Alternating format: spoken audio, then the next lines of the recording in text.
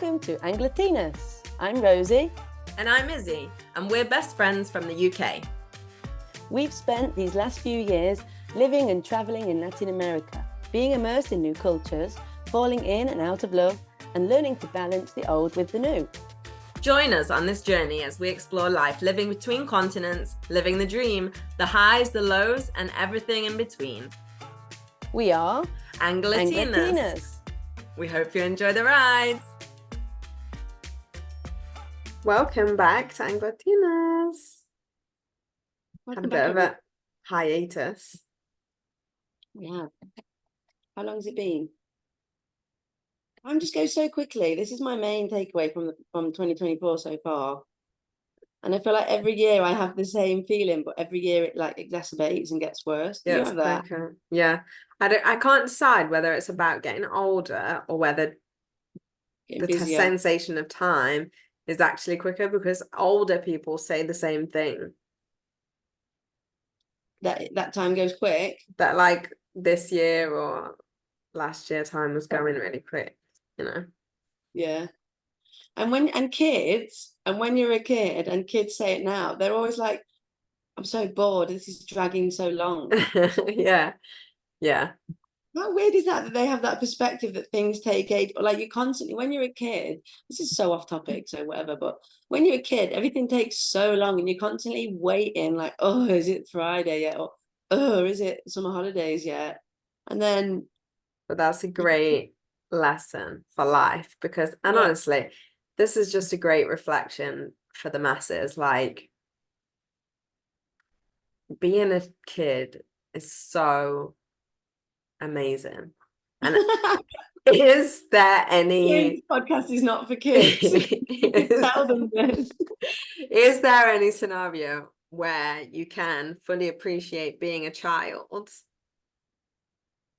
while you're still a child? No. Because you don't have the perspective of how good it is. I mean, obviously I appreciate some people's childhood aren't great, but the great majority, it's just like you'll never be that free again. In a class the other day, someone's son was like coming up to his dad and being like, oh, I'm so bored, I don't know what to do. I'm like, literally anything, like read a book, play football, play around the, like run around the garden, ride your bike for hours around the neighborhood, play with video rocks. games. Yeah. It's like, well, one man's trash is another man's treasure. One kid's time, is boredom to them, and to us it's thinking. But it's like that thing on Instagram that I saw as well at the weekend, and I read it out. It's also the same now. We could still say that now about us. Like in 20 years' time, when we're 48, we'll be looking back on this exact moment, this exact time when you lived there and I lived here, and we were 28, and we will never be this healthy. We will never be free. We will never be this happy. Okay. Obviously, that's not always strictly true, but the health one definitely. Like we will look back and think, oh, I wish I was 28 and youthful and energetic. Exactly. Yeah, I mean, I'm not in any rush for time to pass, but I feel like as kids, you're like always looking, you think it's going to be better. So like, God, I can't wait to be a teenager. Can't wait to be an adult. Yeah. So you think there's going to be this like gift of like freedom, when actually the freedom is when you're a kid. I mean, obviously there are things that give you freedom after you're an adult and you're like making your own decisions and obviously being independent and stuff, but it's a different kind of freedom, isn't it? Because then you have responsibilities, you have like the awareness of being an adult and living in the world. Yeah, you can't teach that, but that's the catch-22 of life, I think. Anyway, but let me just close this off with, I think the focus of that though is to constantly appreciate the phase that you're in.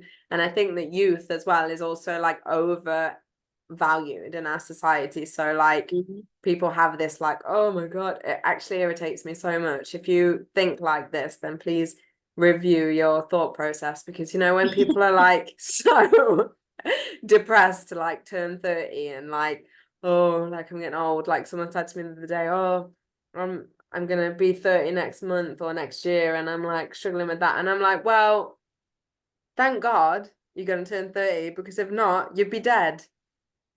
So would you prefer to be dead, or would you prefer to have another year, another year, which is a gift? It's not guaranteed. One more year of life is a reason to be thankful to this universe, because not everyone makes it to 30. Not everyone makes it to 35 to 40. So thank God for every second you have on this earth, and make the bloody most of it. You're allowed to rue the fact that you're getting older now. Make the most of your life. Why are you depressed about being 30? Assess the things in your life that aren't satisfying you and try to change them and live life to the fullest. I went to this concert on Sunday, this Brazilian samba singer. She's just amazing, and I love her music, but I'd never seen her live before. And her live show was just like, she was just so like powerful, and she just feels the music and everything of her body. And she was just like, so, oh my God, I just cried so much, because she was just like such a force, such a presence on the stage. And I watched a video on YouTube of a show that she did like 20 years ago or whatever. I think she's in her 40s now. And she was completely different. Like in this video of like 20 years ago, she was kind of like shy, and she didn't have that same like stage presence.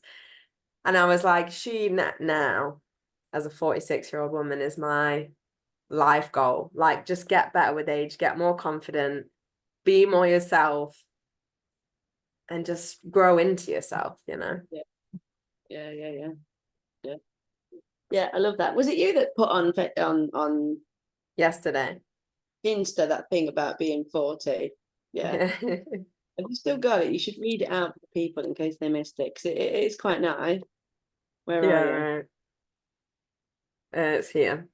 Yeah. So, quote unquote, she looks amazing and she's over 40. What's her secret? Her secret is 40 is young, and you're brainwashed by media to think you're constantly rotting and deteriorating every second, so that you'll buy shit and never gain awakening to that. So that's like when people have this crisis about, obviously, I understand why they're having it. It's not your fault. Society has imposed that on you. But 30 is really, really bloody young. Yeah. Like, it's so young. It's crazy that we think we have this like false sense of an idea that we're getting old when we reach 30. Yeah. In a society where we're probably going to live to 90, like 93, 95. Yeah, that's true. I guess I hadn't thought of it like that. I think you just always think of yourself as like, for example, I always think of myself 20, low 20s, 21, 23. Yeah. I mean, I think that's the thing. And then when Me too. oh my God, I'm going to be 30 next year. That, I think that's what it is. It's like, oh shit, I'm actually 20. I'm not low 20s. I'm 30. Yeah. Going up another bracket. Yeah. That's a bit of a crisis that people have. Don't you think that embrace the youth of being 30? I've not got there yet, so I can't say how I'm gonna feel. But... Exactly, yeah. Let's check it in a year's time when you actually are 30 and see if you're still feeling like this. But I say that with love and with acknowledgement of that. Like when I turned 28, I was a bit like, oh God, I'm not like 24 anymore. Because when you're like 22, 23, 24, 25, it's all like kind of the same age, isn't it? 31, yeah. So in the light of life changes, changing things you're not satisfied with, today's episode, folks, is about Rosalie's return to the UK. Big up. Yeah.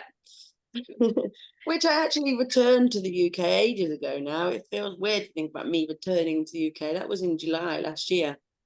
But almost a year ago. Yeah.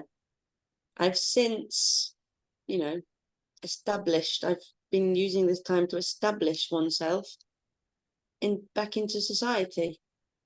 So for anyone who hasn't been accompanying our previous episodes, I recommend you go back to episode 0 and catch up. But in our first episode, Rose was living in Mexico and pondering the possibility of returning to old Blighty. Mhm. It's so weird to think about that. It really makes me feel weird. Why? I don't know. I don't know. Like not weird negative, nor weird positive. Just like I was out with a friend the other night having a drink and showed her a picture. Whatever. She asked me about my travels, and it just feels like a different. Like it is a different era, and I was a different person, and that's okay. But it just feels really. I feel really removed from it now. Yeah, I can imagine. Like, yeah, I do. I do feel. I want to be able to like hang on to it and take all the good stuff and all of the learning from it and still carry it with me in a way. Do you know what I mean? But it does just feel so like last century or whatever. It doesn't. It's a Yeah. different universe, isn't it? Yeah, that's what happens. Time passes and things change. But yeah. So yeah, what were you saying? It's like full circle. It's like full circle, and we want to know how the circle was. How the circle has treated me. How No, the circle has treated me.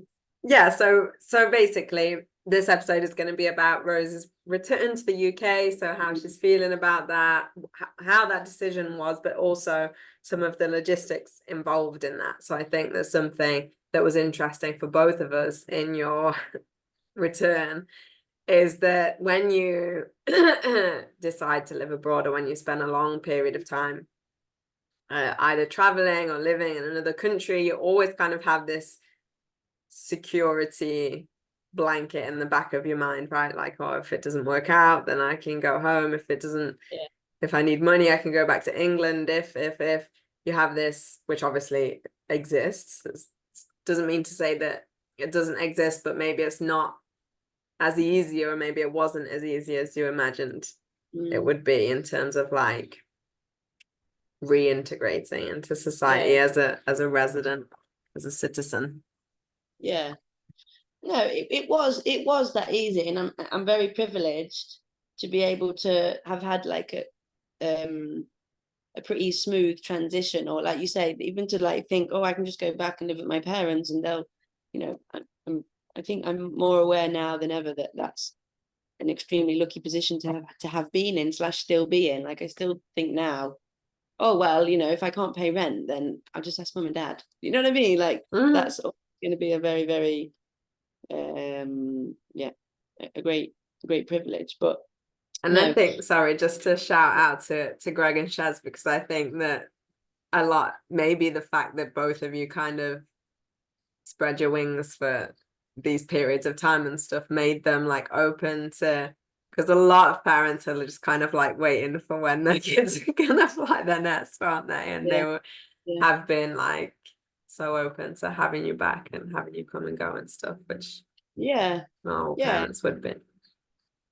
Yeah, and it's nice for you to say that, because it's not something I would necessarily, I take as their child, I take that for granted, I think, until if I actually sit down and think about it. Yeah, wow, that is quite remarkable to just have their kids in and out, literally as we pleased, and not with any really like warning, or oh, I never ask, I never asked, oh, I'm going to come back, and is it okay if I live at yours? I never asked that. It's just always taken for granted that that's my home. But anyway, yeah, shout out to Greg and Chaz, thank you very much. They'll never watch this, fucking whatever. So what wasn't so easy, or what wasn't so smooth about it? Well, yeah, I guess what I like never considered, or what many people probably never consider or would consider, is that to like reintegrate, to become a working, tax-paying, house renting citizen after a long time away requires some things that you might not necessarily have after being away for a long time. So the first thing that popped into my head is, so I just started renting a small flat in Nottingham. and obviously I'm not the only person to have experienced this, but because I'm away, I experienced this. So when you rent a place in England, which is quite different, I think, to maybe a lot of places in Latin America, you need references, A, from jobs, B, from landlords. What else do you need? Credit checks, things like that, or like they just need to know kind of like your history, your recent history in terms of can you pay, or are you a good person? I had diddly squit, it was like, Yeah. well, I've been It's been wandering around the continent for yeah. a few years. What reference can I give you? Literally nothing. Here's my passport to show you where I've been. But yeah, so that's one thing. Of course, traveling isn't the only reason you would be in that position. You also be in that position because you just haven't rented anywhere before, or Yeah. circumstances have been different. And again, going back to my mum and dad being the great mum and dad that they are, you can get a guarantor in place of having like the landlord's reference, which I didn't have. You can just get your mum and a guarantor basically to say that they will pay your rent if you can't. Like we did at uni. Probably everyone did that at uni. Yeah, that exists here as well, though. Yeah. If you rent a house through like a estate agent. Yeah. I was naive, definitely, about that, because I've never rented anywhere by myself before. I was naive about the how complicated the process of renting a flat or renting an apartment in the UK is. And I actually got really lucky with this one. She was really, really chilled. I actually went directly with the landlord, and especially with the cat as well. That was another thing that I was like, I'm just not going to be able to do this. Like, there were literally times when I thought, I'm not going to be able to do this. I don't know why I'm trying to rent somewhere, because there were so many hoops to jump through, and so many, oh, you need this, you need that, and oh, you've got a cat. Well, we don't accept pets. Literally nowhere accepts pets. So that was really annoying as well. So anyway, basically, I was very, very lucky to get this place. And naive, yeah, because at least what I did in Latin America, in Brazil, when I lived in Floripa, and when I lived in Cancun as well, I went on Facebook Marketplace, or whatever other website. Okay, this is not the case for everybody, but this is what I did. Went on yeah, there's a room here for rent, blah blah blah blah. This is the amount of money. That's it. Bring your stuff, you pay the money. That's it. There was none of this like paying this much rent up front, or like a large deposit, or credit check, referencing checks, documentation, like proof of employment, like 3 months bank statements that you have to send, and all of this. There's none of that. Yeah.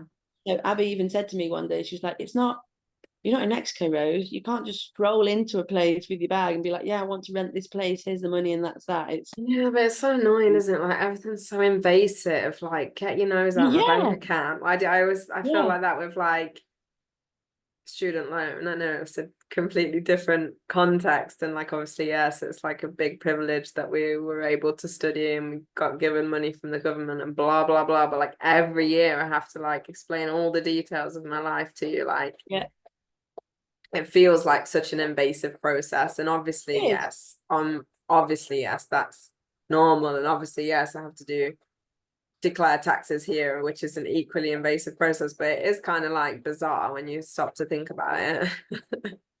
Yeah. Why do I need to tell literally everything about my life? Like, you would phone up, anyone who's rented recently or who's renting right now in the UK will know this, but also the market's ridiculous at the moment for whatever reasons. The economy is messed up. But you call up and they literally grill you before they'll even show you, before you can even get a viewing. This is how, like, okay, I'm Rosie, I'm looking for a place in Nottingham, blah, blah, blah. Okay, what's your monthly earnings before tax?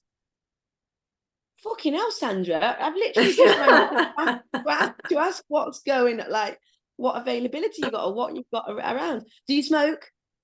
Any pets? Any children? Like, literally, like it does become like Spanish Inquisition. None of your business. Like, if I get the credit stuff and I get the money side of it, but when it comes into like more like the lifestyle things, Yeah, it's like, okay, in this property, you're not allowed to smoke inside, but you don't need to know whether I smoke or not. That's none of your Yeah. business. You know, like they don't ask you, do you cook fatty foods? Do you like deep fry things? Which also Are you a meat eater? yeah, yeah. You know, are you messy? Do you eat pizza in bed? Like how, you know, crazy stuff. It was a really, and it's a really, at least this is my experience of it. I found it really like not friendly. Like, what's the opposite of friendly? Like, not a welcoming environment. Yeah. You would kind of, I would kind of dread calling people. I don't want to be like, Yeah. you always like stepping on their toes or causing them a problem. They weren't Yeah. open to help you and stuff. It's just, yeah, Yeah. not Yeah. very nice. Anyway, I got lucky. Anyway, obviously I got lucky, and here I am. But I think it's a good,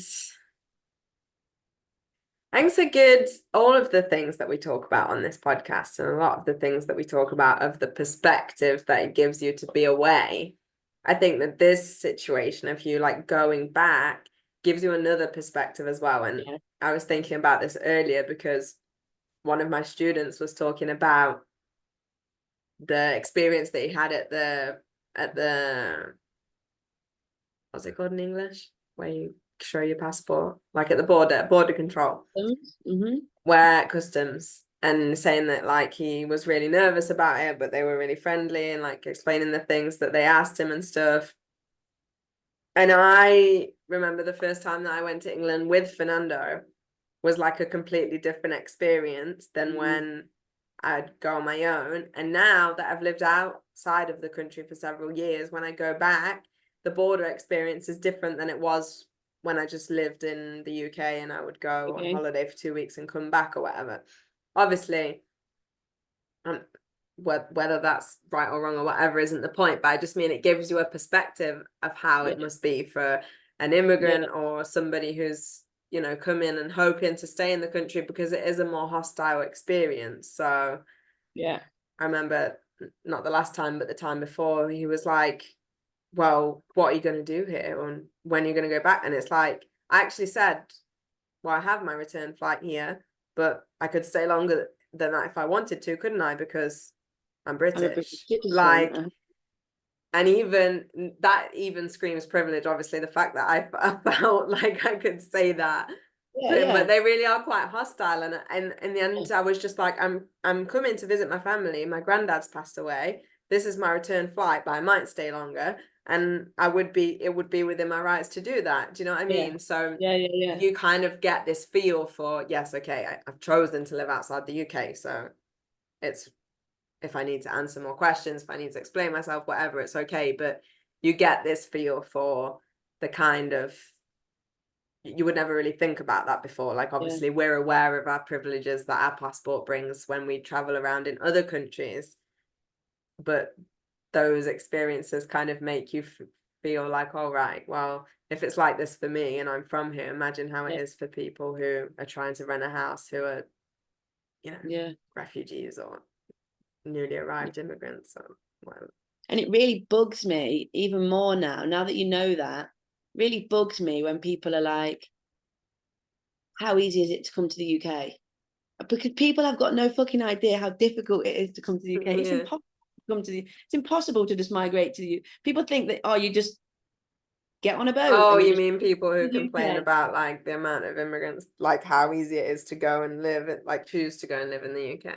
Yeah, it's not easy. Even if you think about if it's like an inconvenient experience for UK citizens, born and raised, to return there, imagine what it's like for people who have no connection. Do you feel like saying, do you know what process they've had to go through to get here? Do you know the hoops that they've had to jump through? Do you know the ridiculous amounts of like? And have you ever felt that going somewhere else? Okay, yes, some people, border control agents can be, you know, rude or whatever, but generally traveling around the world with a British passport, you don't have any problems or people who are going to have a problem with you. So there's the difficulty of getting the flat and the referencing and everything that you need. Also, in terms of getting a job, I struggled. Or there were some unexpected hurdles, let's say, that I encountered that people might not know about. So if people are thinking about, or if people live abroad or thinking about going to live abroad, this is something to bear in mind for when you come back, if you do come back. So especially in the kind of job that I was applying for, so working with kids or anything like government-y, I guess, or like anything with HM on it, basically. If you want to work in prisons, with the police, working with the government, schools, local authorities, whatever. The first one is that I wanted to join the police. Does HM now stand for His Majesty instead of Her Majesty? Yeah. God rest her soul. Gone Lizzie. The first thing is that the police that I wanted to join, I couldn't join because you can't have been out of the country for more than a 12-month, well, I can't remember, for more than a 12-month period, basically. Yeah. You have to have lived in the UK successive for the previous 5 years with no break, basically. So it's very like Antigua, very, very old-fashioned.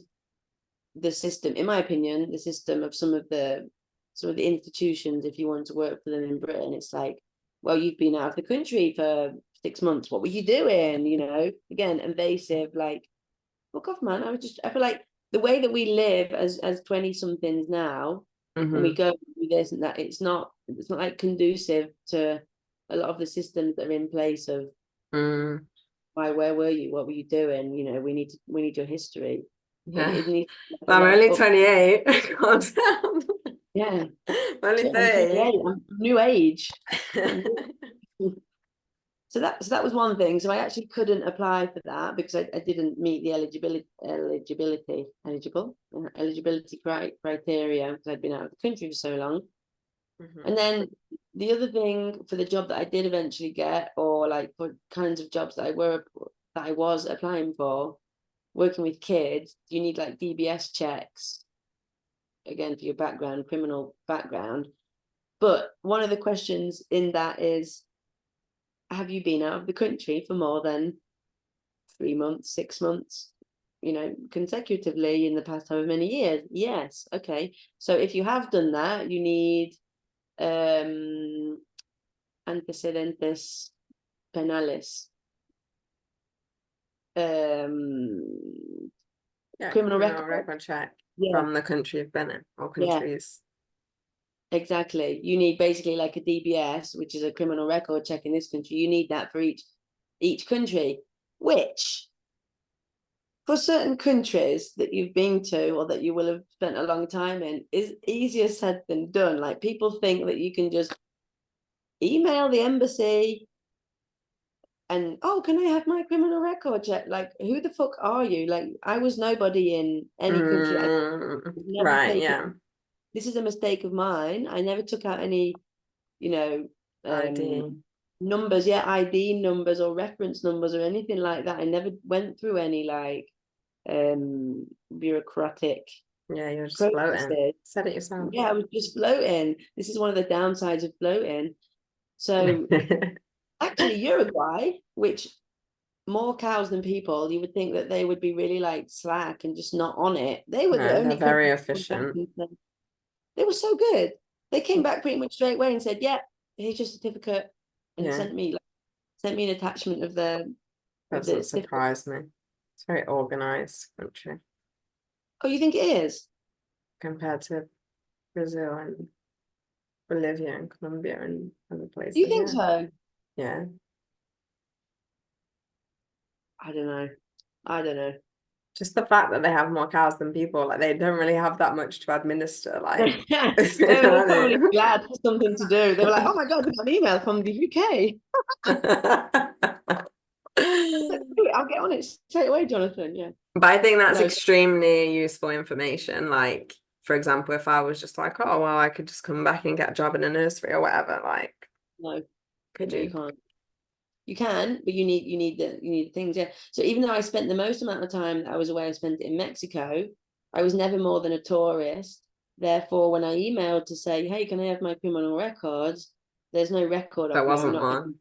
Yeah, literally. So, yeah, that posed an issue. So something to bear in mind. Obviously, only for certain kind of sectors or areas, industries, but I guess a lot of it, in terms of like your CV or filling in your CV history, also that is something to mind. It does feel a little bit like, oh, gaps in your CV. I was away from 2021 to 2023, and people are going to be like, well, what were you doing?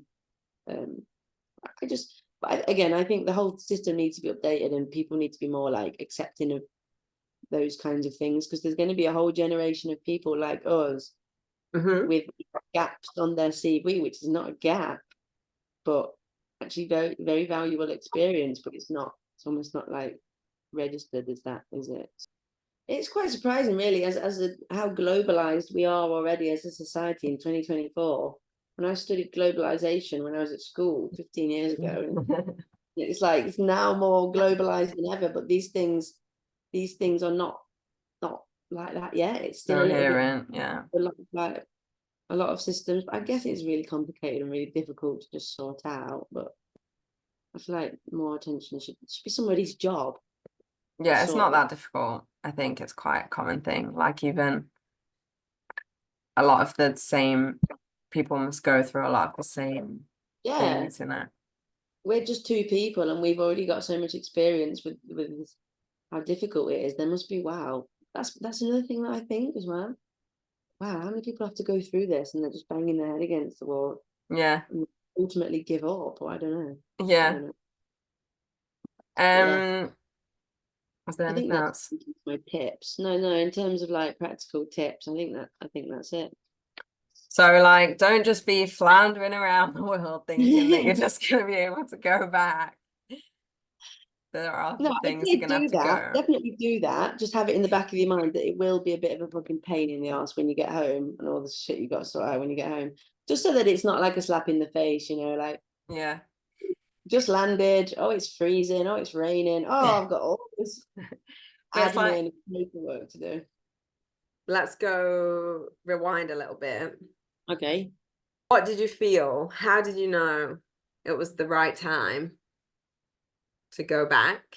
And how did you make these decisions to get to where you are now? So for example, you mentioned you went back home to your mum and dad's house, and then obviously now you're living in Nottingham. You've managed to rent your house.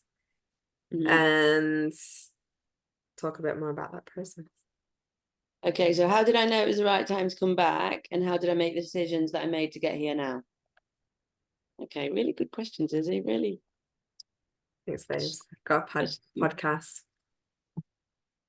Well renowned. Really putting your brain to the test. I hope you're getting that buzz from this. Good questions and really difficult questions. I was thinking about this as we were just talking about whatever we were talking about. I feel like for many years, probably when I started like traveling big time, I never made any decisions. I never consciously made any decisions and said, right, I'm going to do this just for me because I want to do this. I was always like blowing around and letting other people's kind of opinions or thoughts or whims or desires like carry me with them. And I was just kind of going with the flow, which is a great way to live. Don't get me wrong. I'm not saying that was not productive or not like the happiest years of my life. Yes, it was. But I got to the stage of like, I'm not floating anywhere anymore. I'm not flowing anywhere anymore. I'm stagnant, and I'm not happy. And I had this crazy unsettling feeling that like to this day I can't really define, I can't really put a finger on it, but I just had this feeling that I'm not, this isn't it, I'm not fulfilled, I don't feel satisfied on a day-to-day basis. I don't know what was causing that, but I don't feel good. And still now I don't know what was causing it. I couldn't sit here now and say, oh yeah, it was because I was away from home. No, perhaps it wasn't. It's a mixture of everything, wasn't it? Yeah. But yeah. Yeah, a mixture of homesickness, a mixture of lack of job satisfaction, loneliness, relationships, whatever.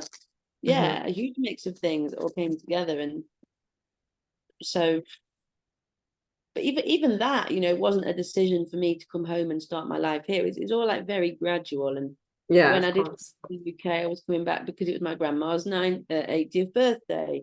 So again, it was always like circumstantial. I was doing things because that's what I felt like I should do. So yeah, it feels really weird now to be sat here because this decision that I've made to be here is one that I've made, only me. So it is really surreal. And I've got like for the New Year's episode, I read it out and like my list of goals or what I wanted to achieve in 2024. And the first two are get a job, move out. And even when I wrote that list, I don't think I ever really like believed it. Do you know what I mean? I was like, oh, I'll just do that. But I've fucking done it. I've really done it. Like it's really surreal to think that, oh, I just put my mind to it and I just did it. And I actually did it because I want to do it. That doesn't mean that I don't doubt it. Of course I doubt it. Like I do sometimes sit here and think, wow, okay, this is it then. This is what I've put all my kind of energy into in the past however many, like 2 or 3 months. And this is what it boils down to. And obviously sometimes I do think, wow, is this the right thing? But at least I've got the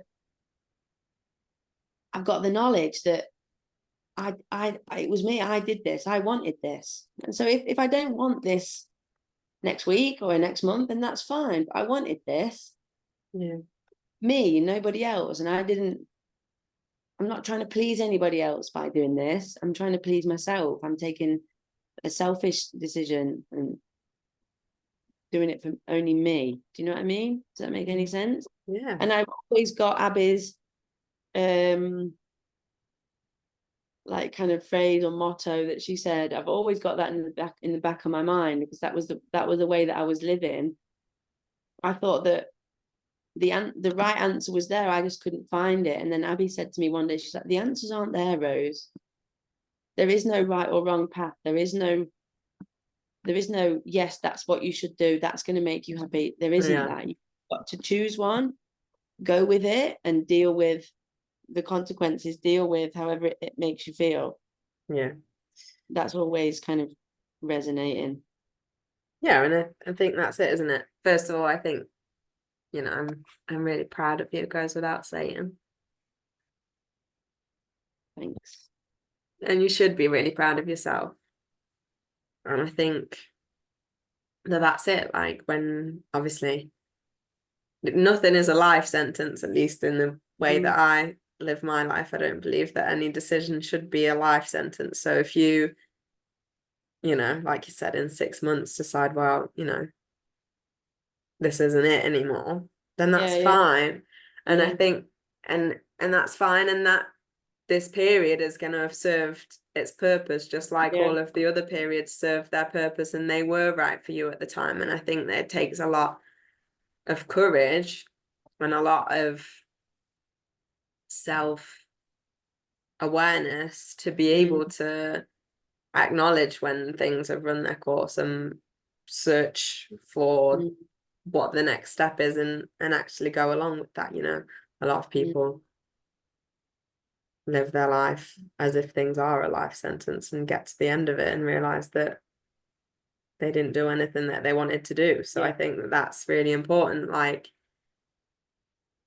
I just remembered as you were talking now, like a few months ago, you were saying, I just want to like have a space that's my own and have a job that I enjoy and come home at the end of the day to my nice, clean space that's organized the way I want it and watch something on Netflix and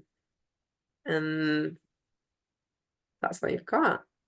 So lame though, isn't it, when you say it like There's that? not though, of course it's all I not. wanted. Yeah.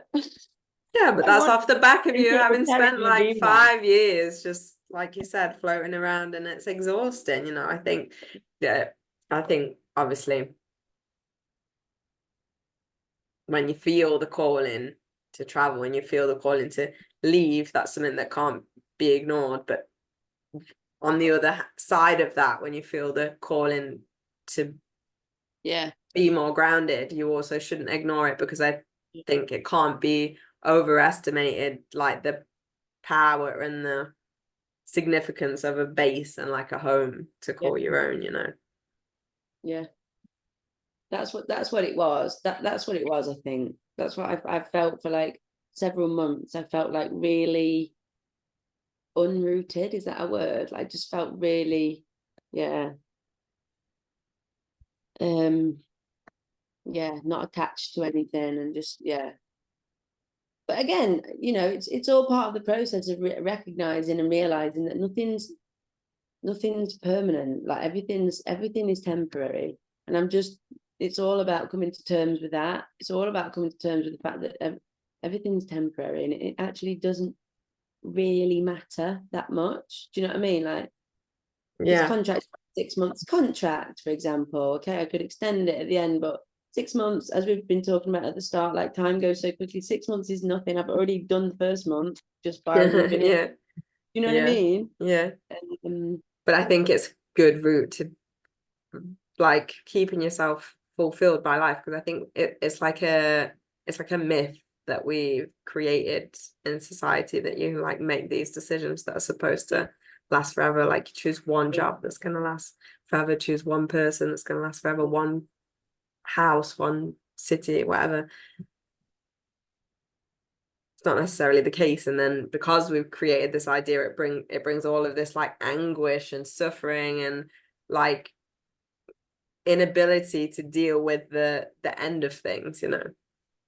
yeah. The closing of cycles. Like, we live in cycles, and I think like sometimes when we talk about these things, I think it sounds like so wishy-washy, but I just think it's not. Like, we literally do live in cycles. Like, we live in seasons, we live in weeks that begin and end. Like, everything has its natural beginning and its natural end, you know.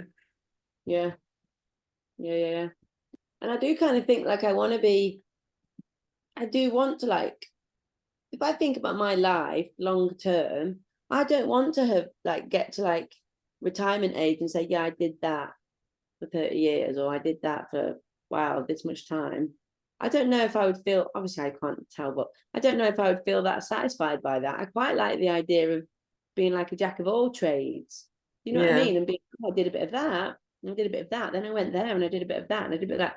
I feel like having like a broad picture, but without very much depth. I feel like that is not a bad thing to do. But you're so right when you say that that's not an option, is it? Like, your society teaches us that's not really an option. You have to commit. I think for our generation, but much more for the generation that's coming after us, it's becoming more of an option, because I think the world's changing. So I think for like our parents, and definitely for our grandparents, but I think for our parents as well, that was the definition of success. And if you can say that you've worked your way up the same company for 50 years or whatever, then that's like, you know, the definition of not just success, but like you did it. You know what I mean? Like, you've reached the. And I think that's not necessarily, first of all, doing that doesn't bring you the same security that it once did.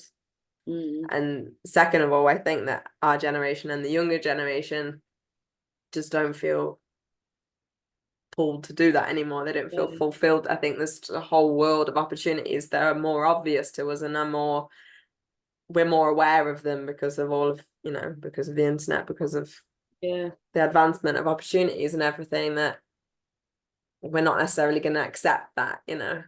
Like, well, hang on, I don't want to work 9 to 5 to make someone else rich. And obviously this doesn't count for everybody, but I think a large portion of younger people are having those kind of realizations. And I think the lack of security really fuels that as well. Like, you think, well, what's the point? Like, I'm not going to get a pension anyway. Like, what's the point of me slaving away here when I could work for myself, or I could, do you know what I mean? In the past, those things were a lot more certain, weren't they? Like, if I dedicate myself here and work hard at this job and do this, then I'm going to be able to save enough money for a house. I'm going to be able to get a good pension and retire at 60. That's not a reality anymore for us. But yeah. Oh, that's a really good point, actually. I never thought about that. No, I genuinely, I haven't. You're so right. Like, if I think about my parents, what would they say was success? Yeah, And you can see it every day though. Like if you speak to anyone our age now who's really successful, you know, I consider my friends to be really successful at what they do, but how long have they had their jobs? 4 years maximum. Do you know what I mean? It's like Yeah. 4 years is the maximum amount of time that anyone holds a job down anymore. And it's like, right, next, you know, that's Yeah. completely changed, hasn't it? From, as you said, leave Yeah. school, not a company, and until you retire. Yeah. It's just really thought to me, but yeah. I think you have to be, for what we're talking about, I think you have to be, I think there's a balance. I think you have to be careful with like not, when we're talking about like, oh, being aware of when it's time to make a change or when it's time to move on. I think you have to be careful of not falling into the trap of just, obviously there's always going to be days where you're like down about something, or you just Yeah. kind of like making changes all the time, like I'm gonna Yeah. change city, change country, change job, just to try and like fill some kind of void that I'm not willing to look at. But on the other hand, it is like you actually like living in a more dynamic way, isn't it? And I think that a lot of, I think that that's like a really valuable thing to recognize, because I think that people in general like are so, they're so uncomfortable by the thought of change. And I don't know if you've experienced this, but like maybe when you're away, like, well, when are you coming back? But when, oh, so you're gonna stay there forever? Are you gonna, so now you're gonna live in Mexico forever? Are you Yeah. gonna live in Nottingham forever? Like, how long is forever? Like, how long is a Yeah. life? I don't friggin' know what's gonna happen. Do you? I think this, Yeah. we have like a false sense of control, you know, like if I say, yeah, I am gonna stay here forever, that makes it true. But it doesn't make it Yeah. true. Yeah. Oh my God, like you do have the power to just do whatever. Yeah. Yeah, we do overstate. But I think the intention, you know, people ask more about your intention. Yeah. Do you intend to stay there for that long? But again, I think that's one thing that we do overstate as well. Like you can only want one thing. Or like your wants can't change. Like, okay, circumstances can change. But I think a lot of the time also we forget that your wants can change Yeah. and your wishes can change. And that's okay. Like Plans I can punished change. myself so much for not wanting things that I wanted in the past. Do you know what I mean? How Mm-hmm. crazy is that? Okay, so I wanted this 6 months ago, whatever this may be. Yeah. Now I don't want this anymore. Silly things like how to give you a stupid example, how struck on the idea of me not liking curry was I? Right? Like I was like completely against curry, right? And then the moment I actually tried curry and ate curry, I think you cooked it for me actually, the first ever curry that I ate. Oh my God, I love this. And then I punished myself, not punish myself, but you know, I kind of like felt bad Yeah. because I started to like things that I didn't previously like. Or on the other hand, I stopped liking things that I previously liked. That's all Yeah. right. What's wrong with It, that? no, that's called growth. And like, Yeah. Change. I mean, that's natural. I don't know. yeah. I wish there was one thing that we could get out of our heads that like, okay, you changed your mind, no big deal. Like, that's Yeah. fine. But you being able to accept that, I think, is the first Yeah. hurdle. If Yeah. anyone comes with that, yeah, I did change my mind, change my mind, and that's fine. Yeah. Like, Strike me down. Yeah. we I think it's because we build up such a strong sense of identity around these things and opinions and like qualities that it's like, well, you're the person who doesn't like curry, or you're the world Yeah. traveler. So if Yeah. you suddenly decide that you want to settle down, then it's like, oh, well, you've changed. Well, yeah, maybe in a few years you're gonna want to do it again, Yeah. and that's fine. But Yeah. yeah, Definitely. And I know, and I almost know that I will. Sorry, Izzy. I no, almost know that I will. Like, it came on the telly last night. After my workout, some YouTube playlist. This guy was playing a DJ set in Tulum, Mexico, and the fucking yearning. There's a word in Spanish. It's añoranza.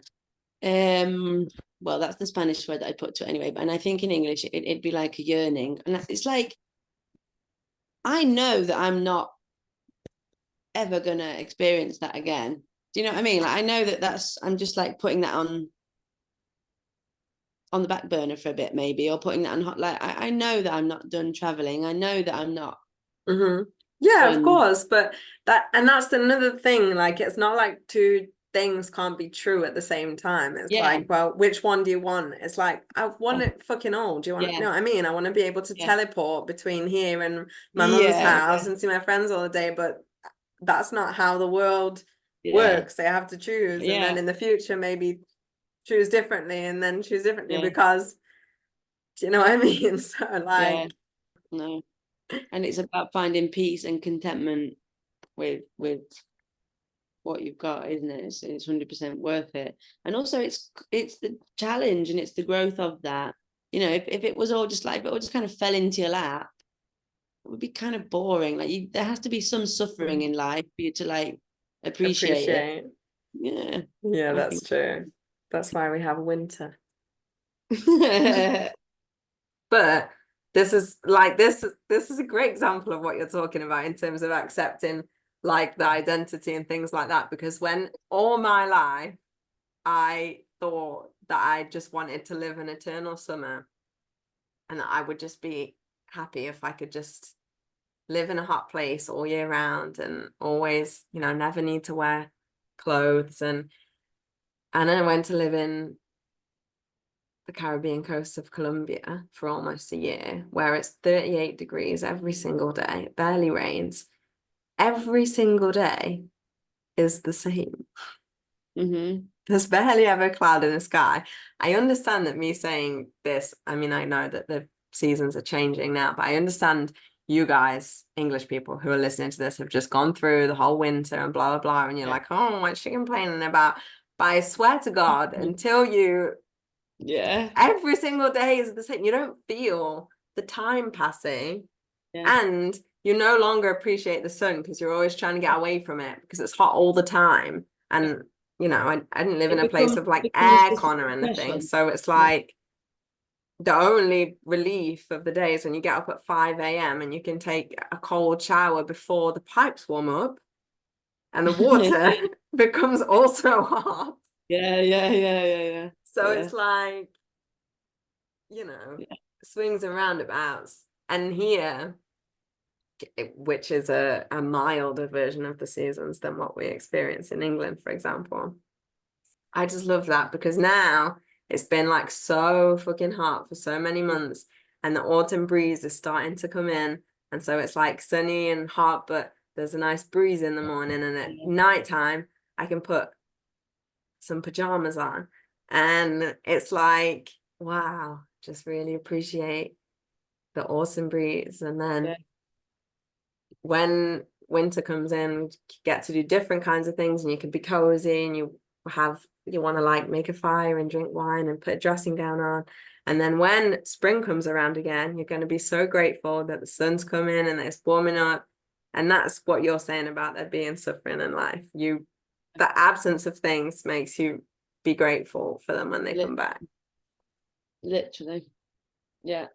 The seasons is nature's way of telling us that you have to go through Accept shit to get glory. Yeah, and accept the present. Yeah. I know that's, I mean, also, you know, I prefer the seasons here than in England, so I feel your pain, everybody. But still, I do Having said appreciate that, though, seasons.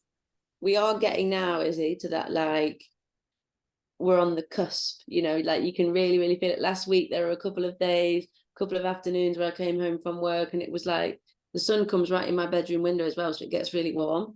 And like the sun was really I finished work on Friday actually. The sun was blaring, like there was just a feel, you know, that feel. Like I can't put it into words or whatever. And it's just we're on the cusp now, and I think a lot of people listening to this will be like, yeah, we're getting there. And it's such a relief. It's such a relief. It's all, you know, it's almost like, yeah, it feels better because you've just You've suffered earned through. it. Yeah, you've gone through it. You've earned it. And now you feel this like sweet relief coming, and it's like, oh, So you know finally, that yeah. feeling of like what you're describing now, like if it's sunny on Friday afternoon, then you're going to want to go outside and feel the sun on your face. And when it gets a bit warmer, you're going to want to eat your lunch outside instead of inside. But it feels like that all year round, then you would just want to be in the shade Yeah. all the time, or you wouldn't appreciate it. Do you know what I mean? Yeah, exactly. Same in Cancun, exactly the same. I think like, well, where you were in Colombia and Cancun, all pretty much the same, isn't it, around there? Yeah. It actually becomes oppressive, doesn't it? It actually becomes like, Yeah. wake up in the morning, you dread it. Like if you wake up, I remember waking up and like hearing the rain pitter patter and being like, oh thank God, you know, like that. Oh, it's gonna be cooler today in the house because you know the sun isn't. Yeah. Anyway, I just watched an interesting TED talk. Sorry again, sidetracked, but it's a TED video about decision making and about why it's hard to make decisions. And there's actually something called decision fatigue. So like, there's like studies that, like, for example, judges or, you know, juries, they let more people off in the morning than they do in the afternoon, because in the afternoon they're tired and they can't make the decisions anymore. My whole life I've been suffering from fucking decision fatigue. Like where I've just been like, I can't make a decision, and I just can't make it. I feel always fatigued against it. Where was I going with this? To listen to yourself. You can't always hear. Yeah, you can't even hear that. Yeah, that's how I felt. Like if you can't hear those thoughts, or you can't hear those feelings, if that makes sense. I think spending time on your own is really important for that. Yeah, but it's Don't like you you don't think? want to listen to them as well if they're uncomfortable, and you don't. They're not easy decisions to make. Like, for example, packing up and going to another country, or packing up and coming home from another country. That's not an easy decision to make. Then that they fatigue you even more than small decisions such as what you're going to have for breakfast. Recommend this video. I'll send it to you.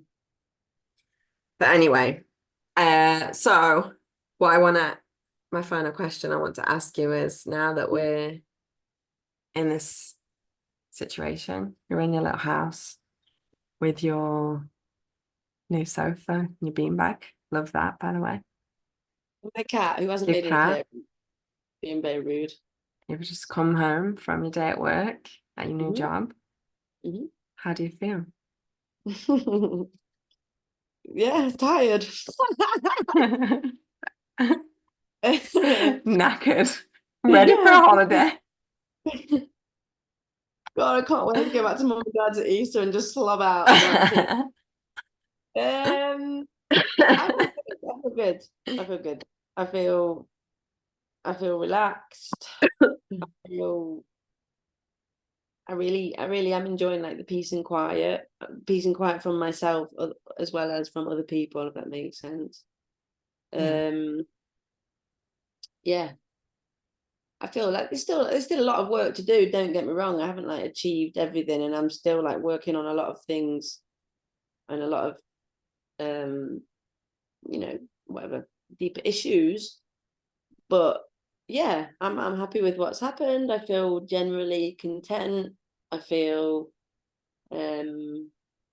really happy to get home after a day at work. I really like being here, which is important, I think. Yeah, I feel comfortable,